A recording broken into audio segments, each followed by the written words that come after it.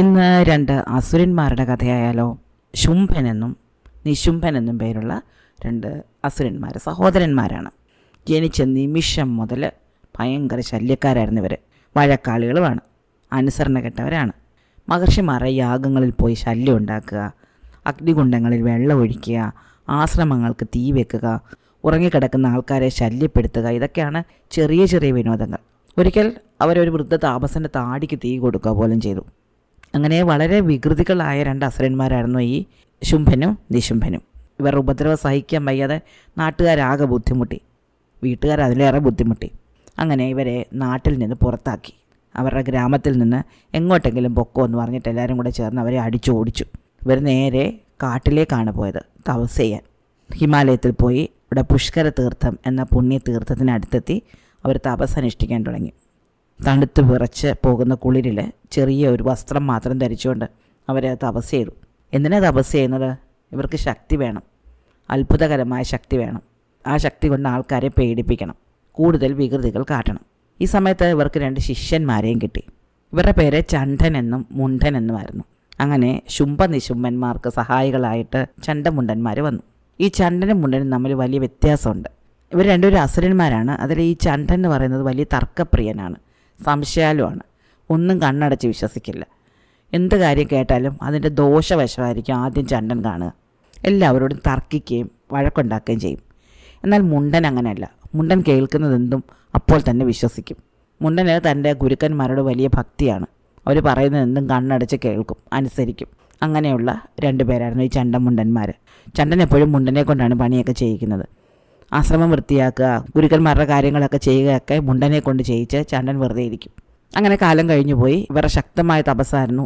വളരെ ദൃഢനിശ്ചയത്തോടെ തങ്ങൾക്ക് വേണ്ട ശക്തികളെല്ലാം കിട്ടാൻ വേണ്ടിയിട്ട് ഇവർ തപസ് ചെയ്തു. അങ്ങനെ അവസാനം ബ്രഹ്മാവ് പ്രത്യക്ഷപ്പെട്ടു. എന്നിട്ട് അവരോട് ചോദിച്ചു, നിങ്ങളുടെ പ്രാർത്ഥനയിൽ ഞാൻ സംപ്രീതനായിരിക്കുന്നു, നിങ്ങൾക്ക് എന്താ വേണ്ടത്?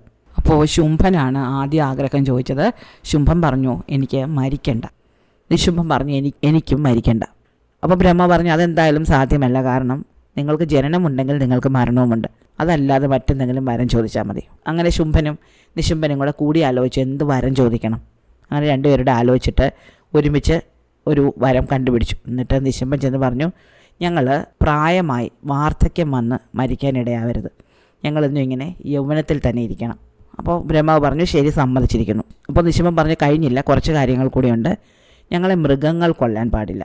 യാതൊരു മൃഗങ്ങളാലും ഞങ്ങൾ കൊല്ലപ്പെടരുത്. മാത്രമല്ല പക്ഷികളാലും കൊല്ലപ്പെടാൻ പാടില്ല. പിന്നെ അസുരന്മാരാലും ദേവന്മാരാലും മത്സ്യങ്ങളാലും പുഴുക്കളാലും പാമ്പുകളാലും രോഗങ്ങളാലും ഒന്നും ഞങ്ങൾ മരിക്കാൻ പാടില്ല. ആവശ്യങ്ങളുടെ പട്ടിക കേട്ടിട്ട് ബ്രഹ്മാവിനൊരിത്തിരി ദേഷ്യം വന്നെങ്കിലും വന്ന് ചോദിച്ചതല്ലേ വരം എന്ത് വേണമെന്ന്. അതുകൊണ്ട് ഇത് ബ്രഹ്മാവ് അനുവദിച്ചു. ഇവർക്ക് പ്രായമാവുകയില്ല, അവർ പ്രായമായി മരിക്കുകയില്ല. അവരെ ദേവന്മാരോ അസുരന്മാരോ മൃഗങ്ങളോ പക്ഷികളോ ഒന്നും കൊല്ലില്ല. അവർ രോഗം വന്ന് മരിക്കില്ല.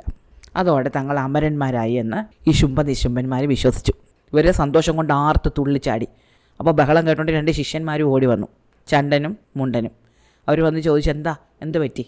അപ്പോൾ ഗുരുക്കന്മാർ പറഞ്ഞു, ഞങ്ങൾ ആഗ്രഹിച്ച വരം ഞങ്ങൾക്ക് കിട്ടി, ഞങ്ങൾ അമരന്മാരായിരിക്കുന്നു, ഞങ്ങളെ ഇനി ആർക്കും കൊല്ലാൻ പറ്റില്ല. ഇത് കേട്ടുകൊണ്ട് മുണ്ടൻ ഇവരുടെ കൂടെ തുള്ളിച്ചാടാൻ തുടങ്ങി. ഹോയ് ഞങ്ങളുടെ ഗുരുക്കന്മാർക്ക് മരണമില്ല. പക്ഷേ ചണ്ഡൻ ഇങ്ങനെ നിൽക്കുകയാണ്. അപ്പോൾ ഗുരുക്കന്മാരെ ചോദിച്ചു, എന്താ ചണ്ഡ, നിനക്ക് ഞങ്ങൾക്ക് വരം കിട്ടിയതിൽ സന്തോഷമില്ലേ? അപ്പോൾ ചണ്ഡൻ പറഞ്ഞു, ഈ വരം കിട്ടിയ മുഴുവൻ എന്നോടൊന്ന് പറഞ്ഞു, എനിക്ക് കൃത്യമായിട്ട് മനസ്സിലായില്ല. അപ്പോൾ ശുംഭനും നിശുംഭനും കൂടെ പറഞ്ഞു, ഞങ്ങൾക്ക് ബ്രഹ്മാവ് വരം തന്നു, ഞങ്ങൾക്ക് രോഗം വന്ന് മരിക്കില്ല, ഞങ്ങൾ വാർദ്ധക്യത്താൽ മരിക്കില്ല, ഞങ്ങളെ മൃഗങ്ങളോ പക്ഷികളോ ഉരകങ്ങളോ ഒന്നും കൊല്ലില്ല, ഞങ്ങളെ ദേവന്മാർക്കോ അസുരന്മാർക്കോ കൊല്ലാൻ പറ്റില്ല. ഇങ്ങനെ എല്ലാ വരങ്ങളും ഞങ്ങൾ ഒരുമിച്ച് മേടിച്ചിട്ടുണ്ട്, ഞങ്ങൾക്കിനി മരണമില്ല. അപ്പോൾ ചണ്ഡൻ ചോദിച്ചു, നിങ്ങൾ ഈ കാര്യത്തിൽ ഒരു കാര്യം പറഞ്ഞിട്ടില്ല, നിങ്ങൾ സ്ത്രീയുടെ കാര്യം പറഞ്ഞിട്ടില്ല. ഏതെങ്കിലും ഒരു സ്ത്രീ മൂലം മരിക്കുന്നത് തടയണമെന്നും കൊണ്ട് നിങ്ങൾ ബ്രഹ്മാവിനോട് ചോദിക്കേണ്ടതായിരുന്നു. അപ്പോൾ ശുംഭ നിശുംഭന്മാർ ഉറക്കെ ചിരിച്ചു. നീ ഞങ്ങളെ ഒന്ന് നോക്ക്, ഞങ്ങളുടെ ആരോഗ്യം നോക്ക്, ഞങ്ങളുടെ കയ്യിലും തുടകളിലും ഒക്കെയുള്ള പേശികൾ നോക്ക്. ഞങ്ങൾക്ക് ഈ ലോകം ഇളക്കി മറിക്കാനുള്ള കാര്യത്തോണ്ട് ഞങ്ങളെയാണോ വെറും ഒരു സ്ത്രീ വന്ന് കൊല്ലാൻ പോകുന്നത്? യാതൊരു കാരണവശാലും ഞങ്ങളെ ഒരു സ്ത്രീ വന്ന് കൊല്ലാൻ പോകുന്നില്ല. ഞങ്ങൾക്ക് ആനകളെ വരെ എടുത്തുയർത്തി ദൂരേക്ക് വലിച്ചെറിയാനുള്ള ശക്തിയുണ്ട്. ചണ്ഡന് ഒരിത്തിരി സമാധാനമായി അയാളൊന്ന് പുഞ്ചിരിച്ചെങ്കിലും അയാൾക്ക് അത്ര തൃപ്തിയായില്ല. എപ്പോഴും ഈ സ്ത്രീ വന്ന് കൊല്ലാം എന്നുള്ളൊരു കാര്യം ഇയാളുടെ ഉള്ളിലൊരു കരട് പോലെ കിടന്നു.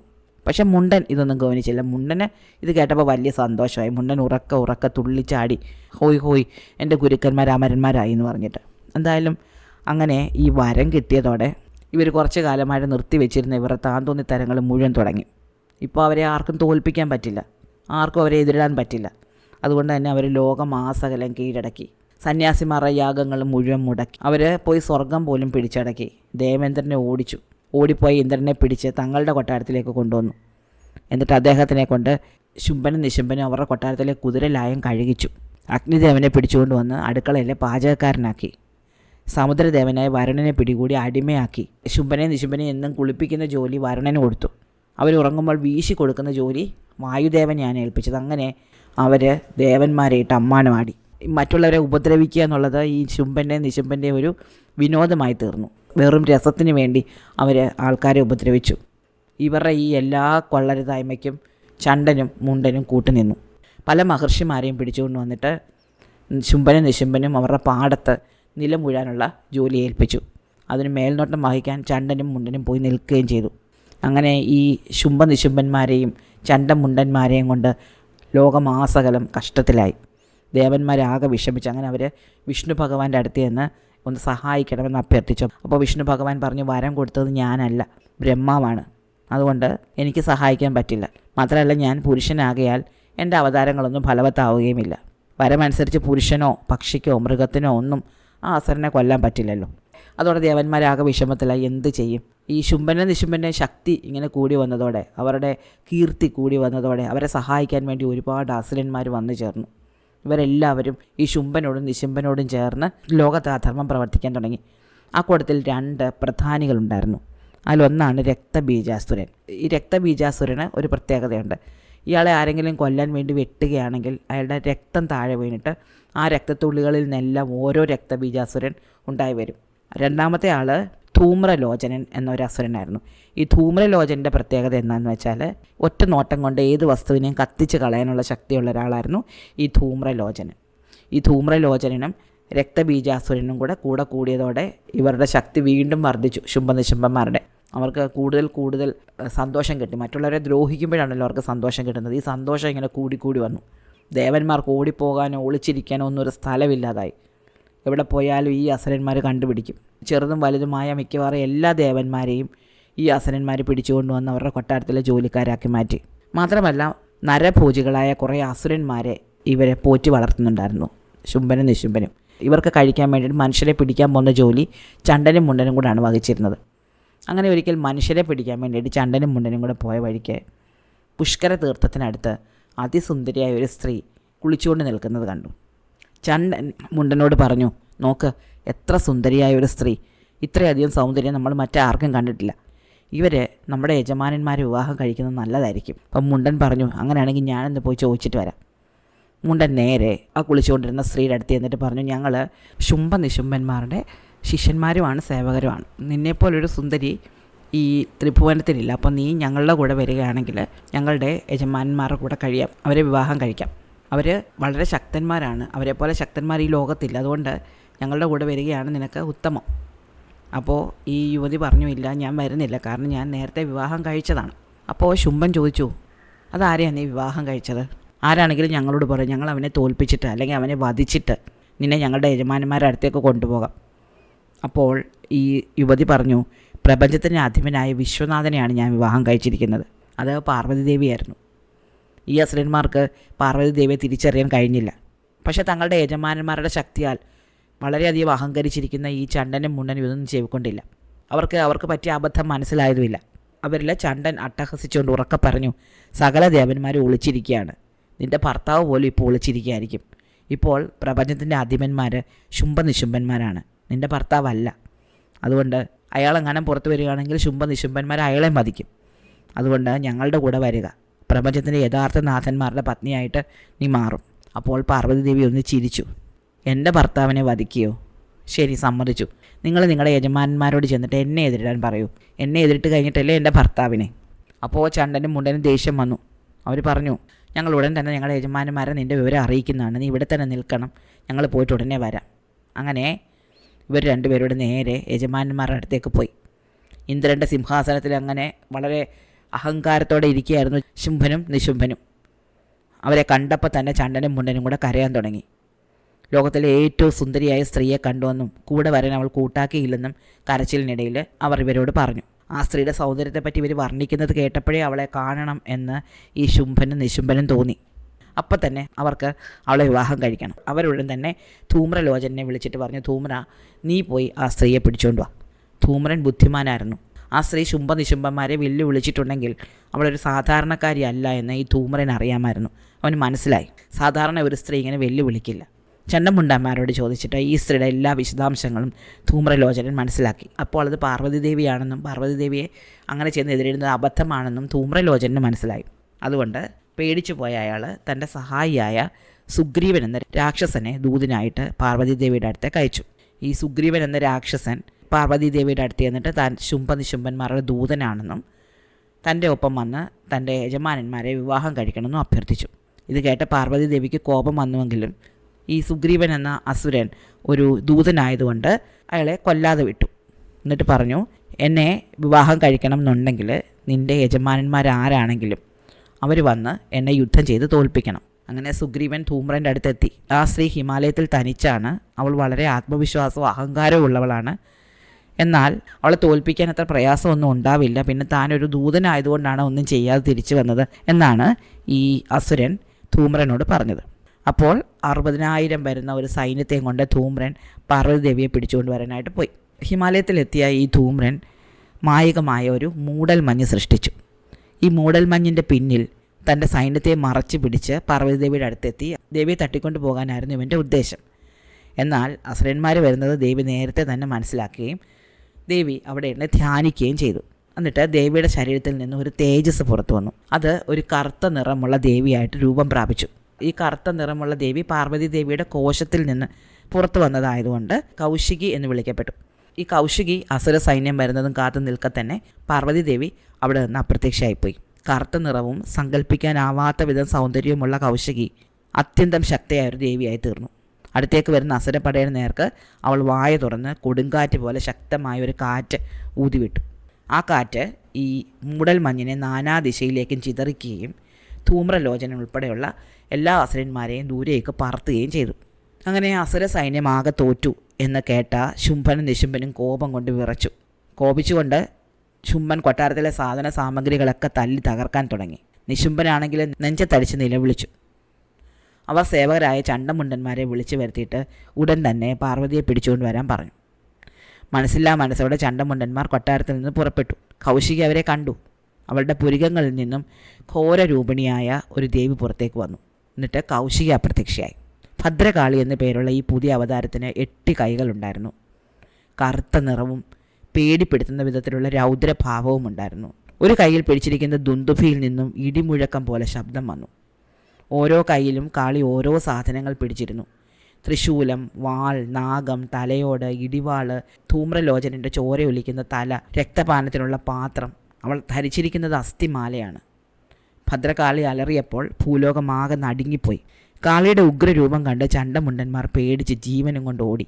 പക്ഷേ കാളി തൻ്റെ വാഹനമായ മൂങ്ങയുടെ മേൽ കയറിയിരുന്ന് അവരുടെ പിന്നാലെ പോയി. അവൾ പുറത്തേക്ക് നീട്ടിയ നാവിൽ നിന്നും ചോര ഇറ്റിറ്റ് വീഴുന്നുണ്ടായിരുന്നു. ചണ്ടമുണ്ടന്മാർ കൂടുതൽ വേഗത്തിൽ ഓടി. എന്നാൽ മൂങ്ങപ്പുറത്ത് കയറി കാളി അവരുടെ പിന്നാലെ പാഞ്ഞു ചെന്നു. ദേവിക്ക് അകമ്പടിയായിട്ട് ആകാശത്ത് ഇടി മുഴങ്ങി. താൻ തോന്നികളായി 2 അസുരന്മാരും അപ്പോൾ തെക്കോട്ടാണ് ഓടിക്കൊണ്ടിരുന്നത്. മൈസൂരിന് സമീപമുള്ള ഒരു മലയിൽ വെച്ച് ദേവി ഇവരെ പിടികൂടി. ചണ്ടമുണ്ടന്മാർ അപ്പോഴത്തേക്ക് ക്ഷീണിച്ചു പോയിരുന്നു. അവർ വളരെ ക്ഷീണിച്ചാണ് പോരാടിയത്. ചണ്ടമുണ്ടന്മാർ ഇത്രയും കാലം ലോകത്ത് ചെയ്തു കൂട്ടിയ എല്ലാ ദ്രോഹങ്ങളുടെയും പേരിൽ ദേവി അവരെ വധിച്ചു. അങ്ങനെ ചണ്ടമുണ്ടന്മാരെ വധിച്ചതുകൊണ്ടാണ് ഭദ്രകാളി ദേവിക്ക് ചാമുണ്ഡി എന്ന പേര് വന്നത്. തങ്ങളുടെ വിശ്വസ്തനായ സേവകരെ ദേവി ക്രൂരമായി വധിച്ചറിഞ്ഞിട്ട് ശുംഭനും നിശുംഭനും കോപം കൊണ്ട് ഉറക്കെ അലറി. അവർ ഉടൻ തന്നെ രക്തബീജാസുരനെ വിളിച്ചു വരുത്തി. സ്വന്തം ശരീരത്തിൽ നിന്ന് വീഴുന്ന ഓരോ തുള്ളിച്ചോരയിൽ നിന്നും 1000ങ്ങളായി പെരുകാൻ ശേഷിയുള്ള ഒരു അസുരനാണ് ഈ രക്തബീജാസുരനെന്ന് ഞാൻ നേരത്തെ പറഞ്ഞല്ലോ. ശുംഭനിശുംഭന്മാർ രക്തബീജാസുരനോട് ഉടൻ തന്നെ പാർവതി ദേവിയുടെ അടുത്തേക്ക് പോകാനും യുദ്ധം ചെയ്ത് തോൽപ്പിച്ച് അവളെ പിടിച്ചുകൊണ്ട് വരാനും പറഞ്ഞു. അങ്ങനെ രക്തബീജാസുരൻ യുദ്ധത്തിന് പുറപ്പെട്ടു. ചണ്ടമുണ്ടന്മാരെ വധിച്ചതിന് ശേഷം ദേവി വീണ്ടും ഹിമാലയത്തിനടുത്തേക്ക് തിരിച്ചു വന്നിരുന്നു. രക്തബീജാസുരൻ കാളിയെ യുദ്ധം ചെയ്യാൻ വെല്ലുവിളിച്ചു. അപ്പോൾ തന്നെ അവർ തമ്മിലെ പൊരിഞ്ഞ യുദ്ധം തുടങ്ങുകയും ചെയ്തു. വായുവിൽ സഞ്ചരിക്കാൻ രക്തബീജാസുരനും കഴിവുണ്ടായിരുന്നു. ആകാശത്തിലൂടെ പിന്നിൽ നിന്ന് വന്ന് അവൻ കാളിയെ ആക്രമിച്ചു. തീ പൊഴിക്കുന്ന ഒരു ആഗ്നേയാസ്ത്രം അവൻ എയ്തു. കാളി കൈകൊണ്ട് അത് പിടിച്ചെടുത്ത് മുഷ്ടിക്കുള്ളിൽ വെച്ച് ഞെരിച്ചൊടിച്ച് പൊടിച്ചു കളഞ്ഞു. എന്നിട്ട് അവൻ്റെ നേർക്ക് തൃശൂലം വീശി എറിഞ്ഞു. അത് പാഞ്ഞു ചെന്ന് രക്തബീജാസുരൻ്റെ തലയറുത്തു. എന്നാൽ അപ്പോൾ അവൻ്റെ രക്തം നിലത്ത് വീണതിനാൽ ഓരോ തുള്ളിയിൽ നിന്നും ഓരോ പുതിയ രക്തബീജാസുരന്മാർ ജനിച്ചെഴുന്നേറ്റ് വന്നു. നാനാവശത്തു നിന്നും 100 കണക്കിന് അസുരന്മാർ കാളിയെ ആക്രമിക്കാൻ തുടങ്ങി. അവർ ദേവിയെ ഒരു മതിൽ എന്ന പോലെ വലം ചെയ്തു. അവർ മൂങ്ങയെ അടിച്ച് ചതച്ചു. കാളിയുടെ നേർക്ക് തീയുണ്ടകൾ വലിച്ചെറിഞ്ഞു. അതിവേഗത്തിൽ വായുവിലൂടെ സഞ്ചരിച്ച കാളി ഈ രക്തബീജാസുരന്മാർ ഓരോരുത്തരെയായിട്ട് നശിപ്പിച്ചുകൊണ്ടിരുന്നു. പക്ഷേ അപ്പോഴൊക്കെയും കൂടുതൽ രക്തം നിലത്ത് വീഴുകയും കൂടുതൽ അസുരന്മാർ ജനിച്ചു വരികയും ചെയ്തു. അങ്ങനെ കോടിക്കണക്കിന് രക്തബീജാസുരന്മാരുണ്ടായി. ഈ കോടിക്കണക്കിന് അസുരന്മാർ ഭദ്രകാളിയെ ചുറ്റുന്നതിനൊപ്പം തന്നെ ഭൂമിയിലെ മനുഷ്യരെയും കൂടെ ആക്രമിക്കാൻ തുടങ്ങി. അവർ ക്ഷേത്രങ്ങളും കൊട്ടാരങ്ങളും തകർത്തു. ആളുകളെ പിടികൂടി കുറേശ്ശെയായിട്ട് കടിച്ച് ചവച്ച് തിന്നു. മൂക്കിലൂടെ തീ ചീറ്റി. സമുദ്രങ്ങളിൽ വൻ തിരമാലകൾ സൃഷ്ടിച്ചു. കടൽ തീരത്തുള്ള നഗരങ്ങളെ തകർത്ത് കളയുന്ന വേലിയേറ്റ തരംഗങ്ങൾ ഉണ്ടാക്കി. കാളി തൻ്റെ വാളുകൊണ്ടും ദണ്ടുകൊണ്ടും തൃശൂലം കൊണ്ടും രക്തബീജാസുരന്മാരെ കൊന്നുകൊണ്ടേയിരുന്നു. പക്ഷെ അപ്പോഴൊക്കെയും കൂടുതൽ രക്തബീജാസുരന്മാർ ഉണ്ടായി വന്നുകൊണ്ടിരുന്നു. അപ്പോൾ കാളിക്ക് തോന്നി ഈ രക്തം നിലത്ത് വീഴുന്ന ഇനി അവസാനിപ്പിക്കണം. അങ്ങനെ ദേവി ശിവഭഗവാനെ ധ്യാനിക്കുകയും ദേവിയുടെ മുടിയിൽ നിന്ന് അവളുടെ ഛായയുള്ള അനേകം ദേവിമാർ കുതിച്ച് ചാടി വരികയും ചെയ്തു. അവർ മാതൃക്കൾ എന്നറിയപ്പെടുന്നു. അവർ ഭൂലോകമെമ്പാടും വ്യാപിച്ച് ആകാശത്ത് നിന്നും വീണ് രക്തം കുടിക്കാൻ തുടങ്ങി.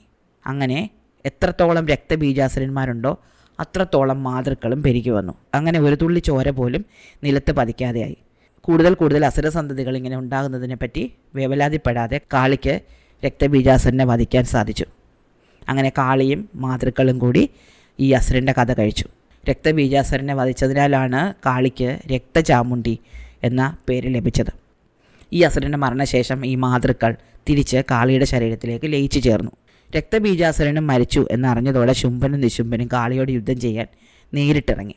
അപ്പോഴേക്കും കാളി അതിഭയങ്കരമായൊരു രൂപം സ്വീകരിച്ചിരുന്നു. അവളുടെ തല മേഘങ്ങളിൽ തൊട്ടു. ഒരു പർവ്വതത്തിനേക്കാൾ ഉയർന്ന് അവൾ അങ്ങനെ നിന്നു. പക്ഷേ ശുംഭനിശുംഭന്മാർ 10 ലക്ഷം അസുര സൈനികരെയും കൊണ്ട് വേണ്ടത്ര തയ്യാറെടുപ്പുകളോടെയാണ് വന്നത്. ദേവിയുടെ ഭാരം സഹിക്കാൻ വയ്യാതെ മൂങ്ങ അപ്പോൾ വല്ലാതെ കഷ്ടപ്പെടുന്നുണ്ടായിരുന്നു. അതുകൊണ്ടത് ഒരു ഭയപ്പെടുത്തുന്ന സിംഹമായിട്ട് രൂപം മാറി. ആ സിംഹത്തിന് തന്നെ ഒരു വലിയ പർവ്വതത്തോളം വലിപ്പമുണ്ടായിരുന്നു. ഈ 10 ലക്ഷം പടയാളികളുമായിട്ട് ശുംഭനിശുംഭന്മാർ വന്നത് ഒരു വലിയ പറക്കും യന്ത്രത്തിലായിരുന്നു, ഒരു വലിയ വിമാനത്തിൽ. ഭൂമിയുടെ പകുതിയോളം വ്യാപിച്ചു നിൽക്കുന്ന അത്ര വലിപ്പമുള്ള ഒരു വിമാനം. അവർ അവിടെ ഇരുന്നുകൊണ്ട് വളരെ ഉറക്കെ അലറുകയും ദേവിയെ പോരി വിളിക്കുകയും ചെയ്തു. ഈ മൂങ്ങ ഇപ്പോൾ ഒരു സിംഹമായി രൂപം മാറിയെന്ന് പറഞ്ഞല്ലോ. ആ സിംഹത്തിൻ്റെ പേര് ധർമ്മം എന്നായിരുന്നു. ഈ ധർമ്മം എന്നു പേരുള്ള സിംഹത്തിൻ്റെ മുകളിൽ കയറി ദേവി ഈ അസുരന്മാരെ കൊല്ലാൻ ഇറങ്ങി. അസുരന്മാർ ഈ പറക്കും തളികയിലിരുന്നുകൊണ്ട് അവരുടെ വിമാനത്തിലിരുന്നുകൊണ്ട് പല വിധത്തിലുള്ള ആയുധങ്ങൾ ദേവിക്ക് നേരെ എറിഞ്ഞു. ധർമ്മം എന്നു പേരുള്ള ഈ സിംഹം ഈ പറക്കും തളികയിലേക്ക്, ഈ വിമാനത്തിലേക്ക് ഗർജിച്ചുകൊണ്ട് ചാടി വീണ് കണ്ണിൽ കണ്ടവരെല്ലാം മാന്തി കീറുകയും അടിച്ചു ചതയ്ക്കുകയും ചെയ്തു. അത് ആ പറക്കും യന്ത്രത്തിൽ കൂറ്റൻ മുൻകാലുകൾ ശക്തിയായി അടിച്ച് നഖങ്ങൾ കൊണ്ട് ദ്വാരങ്ങളുണ്ടാക്കി. പേടിപ്പെടുത്തുന്ന കൂർത്ത പല്ലുകൾ കൊണ്ട് ദ്വാരങ്ങൾ കടിച്ച് കീറി പൊളിച്ചു. അങ്ങനെ ഈ വിമാനത്തിന് നിയന്ത്രണം നഷ്ടപ്പെട്ടു. അസുരന്മാരെ മുഴുവൻ ചുറ്റുപാടുമായി ചിതറി വീഴിച്ചുകൊണ്ട് അത് നിലത്ത് തകർന്നു വീണു. ഉടൻ തന്നെ ഭയങ്കരമായ ശബ്ദമുണ്ടാക്കിക്കൊണ്ട് അത് പൊട്ടിത്തെറിക്കുകയും ചെയ്തു. അതിൻ്റെ ഫലമായുണ്ടായ തീജ്വാലകൾ ഓടിപ്പായുന്ന അസുരന്മാരെ അപ്പാടെ കൊന്നു വിഴുങ്ങി. ശുംഭനും നിശുംഭനും കഷ്ടിച്ചാണ് രക്ഷപ്പെട്ടത്. അതുകൊണ്ട് തന്നെ യുദ്ധം അവസാനിച്ചില്ല. കാളി തൻ്റെ ശംഖ് കയ്യിലെടുത്ത് ഉറക്കെ ഊതി. കോപിച്ച നിശുംഭൻ തൻ്റെ ഘോരമായ ദണ്ടുകൊണ്ട് ഈ ധർമ്മം എന്ന സിംഹത്തിനെ ആക്രമിച്ചു. ആ സമയത്ത് നിശുംഭൻ കാളിയെ വാൾ കൊണ്ട് ആക്രമിക്കുകയും ചെയ്തു. ധർമ്മം എന്ന സിംഹം അതിൻ്റെ ശരീരം സ്വയം വലുതാക്കി. അതിൻ്റെ തല മേഘങ്ങളിൽ മുട്ടുന്നുണ്ടായിരുന്നു. ഭീഷണമായ ശബ്ദത്തിൽ ഈ സിംഹം ഗർജിച്ചു. സിംഹം തൻ്റെ വലിപ്പം വർദ്ധിപ്പിച്ചപ്പോൾ നിശുംഭനും തൻ്റെ ശരീരം വലുതാക്കി. അവൻ ധർമ്മനെ എടുത്ത് പൊക്കി വിന്ധ്യപർവ്വതത്തിൻ്റെ മറുവശത്തേക്ക് ഒരു ഏറ് കൊടുത്തു. എന്നിട്ട് ഉറക്കെ അലറിക്കൊണ്ട് കാളിയോട് യുദ്ധം ചെയ്തുകൊണ്ടിരുന്ന ശുംഭനെ സഹായിക്കാൻ ചെന്നു.